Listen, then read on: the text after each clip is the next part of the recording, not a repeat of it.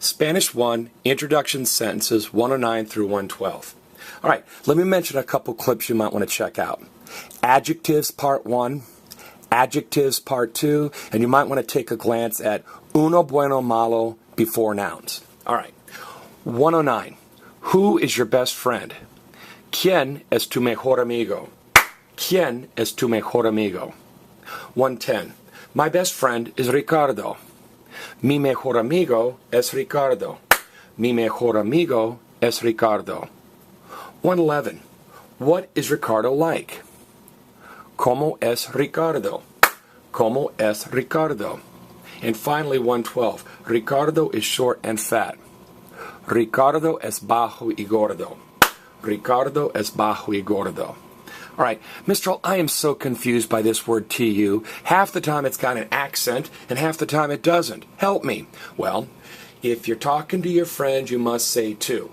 TU with an accent means you. Like you, friend, have an accent. ¿Cómo estás tú? Eres tú de Mexico. If you take away the accent, like here, it means your. Remember the phrase, mi casa es tu casa? Without an accent, it's yours. So TU with an accent means you. You, friend, have an accent. TU without an accent means your. All right?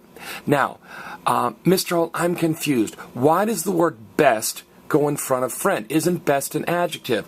And don't adjectives follow nouns? Like girl, tall, boy, short. Yes, remember the chant. Adjectives generally follow, except for forms of uno, bueno, and malo. Now, there are 3 forms of good, and they all go in front of the noun. Good, better, best go in front. There are 3 forms of bad. They all go in front of the noun. Bad, worse, worst. So anytime you have good, better, best, bad, worse, or worst, it always goes in front of the noun. So who is your best friend? My best friend is Ricardo. That one's pretty straightforward. And again, mejor is best. It goes before the noun.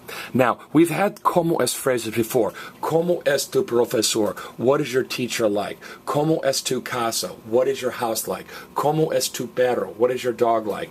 This is como es Ricardo. What is Ricardo like? I'm asking, is he tall or short? Is he athletic or sports-minded? If I ask you como es, someone or somebody, I want you to describe what they look like or what their personalities are like. Now, Ricardo ends in an O. Ricardo, Richard is a boy's name. So the word short ends in an O, and the word fat ends in an O. All right? Now, how are we going to remember that gordo means fat? Well, it looks like the word gourd. Everybody say gourd. Gourd. And a gourd, we talk about a gourd's neck and a gourd's body. If you look at a gourd, it kind of looks like a fat kid. It's got a neck and it's got a body. I guess if kids were green or whatnot. So gordo's fat. Fat is gordo. So if you have a friend named Gordon, don't call him gordo because you're calling your friend fat. Now again, if you were describing a fat girl, what would gordo turn into? It'd turn into gorda with an A because girls are described with an A. And if you're talking about a short girl, bajo would turn into baja. So again, if you're describing a boy, adjectives, description words, and an O, everybody say oh boy, oh boy. And if you're describing a girl, the adjective or the description word ends in A. That's Spanish 1, Introduction Sentences 109 through 112.